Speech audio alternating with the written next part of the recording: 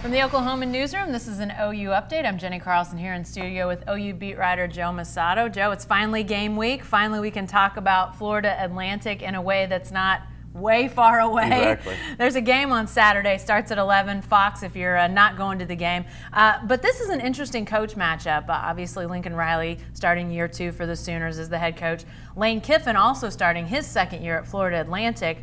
Both relatively young, although Lane Kiffin not as young as he once was. About 10 years older than Riley now. Which is weird because he seems like a young guy sort of perpetually, but these guys have somewhat similar yet dissimilar paths, don't they? Yeah, exactly. I think you kind of nailed it, that they're both young guys, and that's one of the big things here. Kiffin's 43, Riley's 34. They're both offensive-minded coaches. And really, those are the two main similarities. So yesterday, I asked, Lincoln Riley, has he followed Kiffin's career at all, and kind of used it as an example. Obviously, Kiffin has had a more tumultuous career, some off-the-field stuff, crazy Twitter feed, everything that comes with that. Riley's a little more reserved. But I think there's kind of some comparison points between their two careers. Yeah, and obviously Lane Kiffin was sort of the wonder boy back when he gets hired by the Oakland Raiders. He coaches in the NFL for a few years. Then it's kind of a revolving door. Tennessee, USC.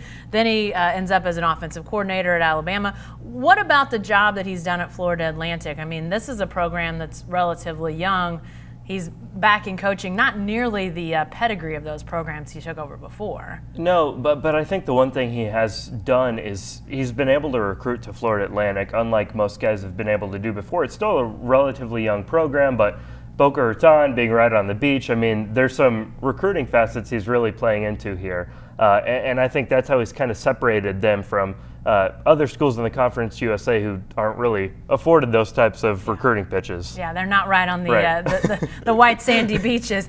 You mentioned that he has had a more tumultuous sort of road.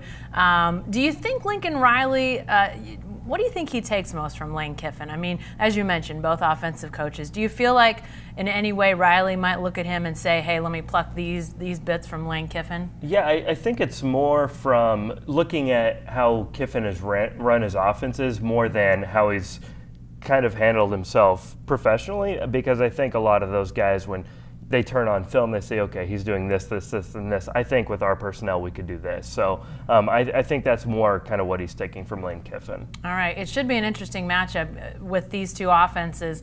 Obviously, Sooners breaking in a new quarterback, and Florida Atlantic will be as well. But you expect them to score some points, right? Both sides, I would think. Yeah, exactly. I mean, Florida Atlantic was one of the, I think they were 8th highest-scoring offense in the FBS last year, and then Devin Singletary, their running back, his 32 touchdowns were the most in college football. So if they have kind of a competent quarterback, I mean, they have a really good run game, so they could put up a ton of points. Yeah, it should be interesting to see how the offenses do against the defenses. Both, as I said, new quarterbacks, but some really good weapons around them. We'll see how it goes again Saturday morning, 11 o'clock kickoff, bright and early. Well, not super bright and early, but as bright and early as they come down in Norman. Again, Fox if you're not headed down to Norman for the game. Be sure to stay with the best coverage team anywhere at newsok.com and every day in the Oklahoman.